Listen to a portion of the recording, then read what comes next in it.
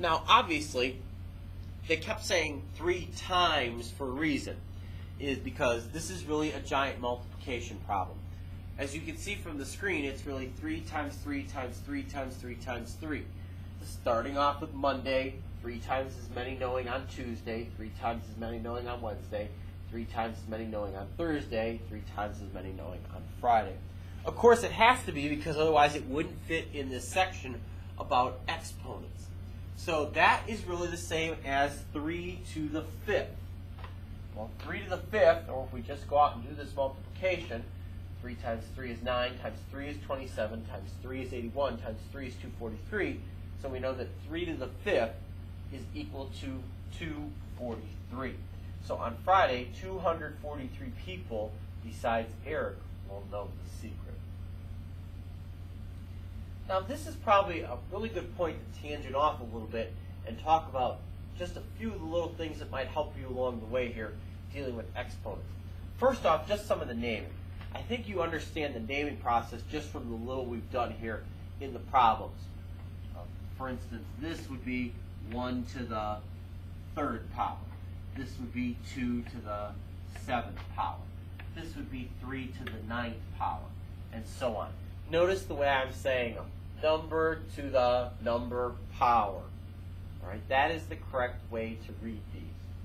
Now, 2 of our exponents actually do have other ways you can read them.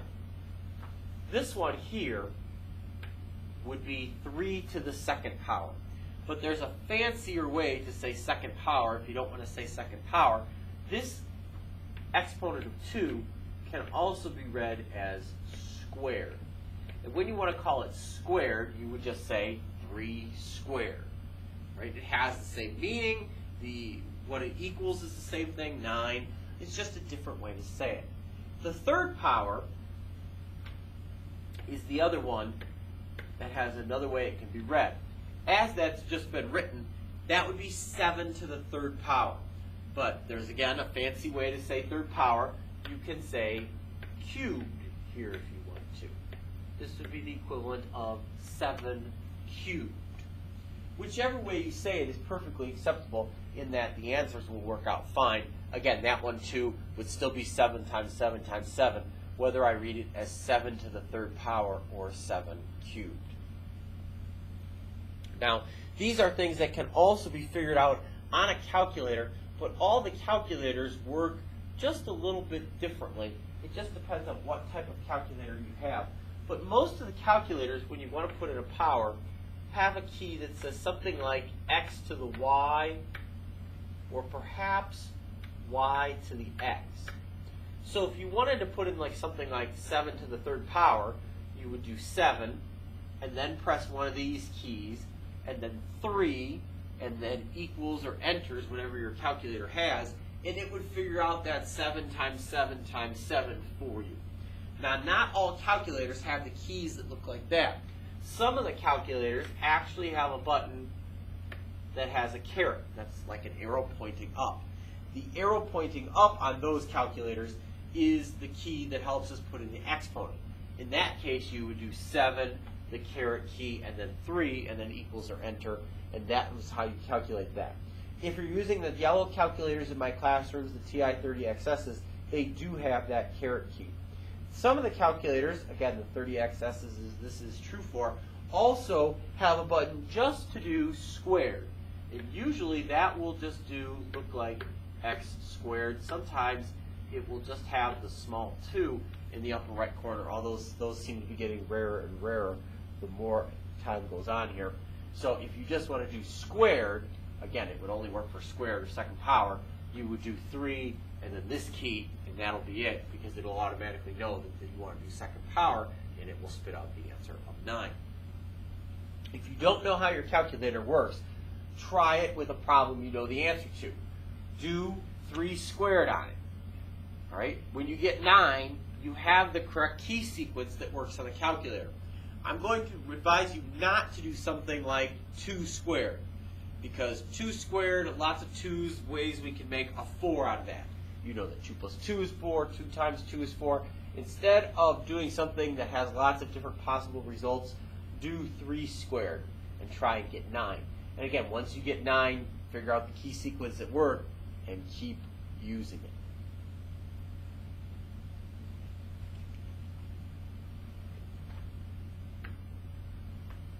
Okay, so let's finish this up with the check it out examples here at the end of Chapter 1, Section 2.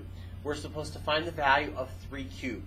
Well, it should be rather hard to screw this one up, but remember, the large number, the base of 3,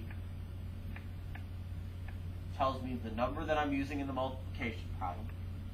The small number, the exponent, tells me how many times it appears in that problem. So I have 3 times 3 times 3. 3 times 3 is 9, times 3 again is 27. Quick review, what's the whole thing called? Well, remember, the entire thing is called power. And that's good review for a quiz because you're likely to see that on a quiz question, but I'll give that to you in a very generic form. I'll give you something like a to the b, and I'm going to say to you which one is the base. And you're going to have to know that a is the base. And then I'm going to say to you which one is the exponent. And you're going to have to know that b is the exponent. And then I'm going to say to you which one is the power. This is the one where people get stumped because now they've used both choices. Well, remember, the power again is a and b together. That is the power. Second question, write the number using an exponent and the given base. So this is just like the question we had earlier. 7 is the number I'm supposed to use in the multiplication problem. And I'm going to figure out how many times it appears in that multiplication problem to make, in this case, 2401. Why 2401? Because that's what they're asking for. So as you can see down here, I start multiplying 7s together. 7 times 7 is 49. Not there yet. Times 7 again is 343. Times 7 again is 2401. I got the 2401 that time. That's perfect. Right? Since I got the 2401, I can stop. How many times was 7 in this problem? Well, 7 was in this problem 4 times, which means 7 to the 4th power is how I get 2401.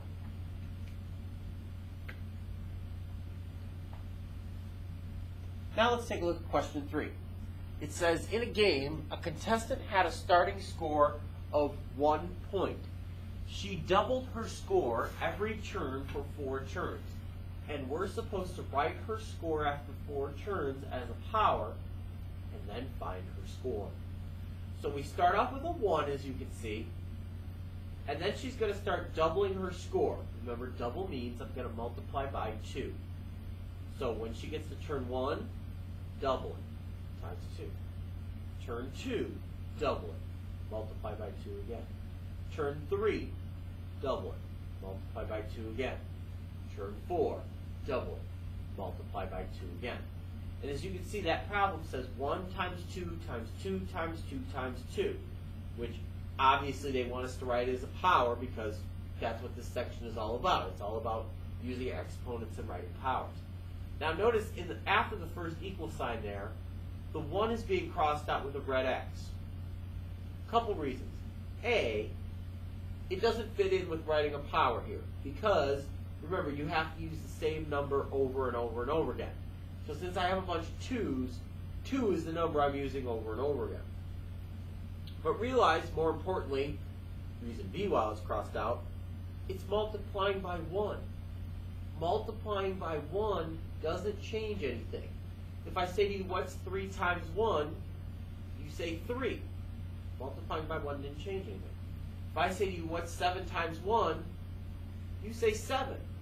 Multiplying by 1 didn't change that number. Right? So I don't need the multiplying by 1. It doesn't have any impact on the answer, which is why I can then go down to 2 times 2 times 2 times 2. Now after the second equal sign, now I'm talking about just writing it with the 2's and then writing it as a full-on power. Since 4 is in that multiplication question, since the 2 is in that multiplication question 4 times, that's why I write 2 to the 4th. The base, the 2, is how many, the number that's in the question. The exponent, the 4, is how many times that number appears in that question. So that's the first part of what they wanted me to do because they asked me in the third sentence there, write her score as a power, 2 to the fourth. And then I'm supposed to find her score. Well, when I multiply that out, figure out that multiplication question, that's 16. Which is 2 times 2 times 2 times 2, which is the same thing as 2 to the fourth power, equals 16.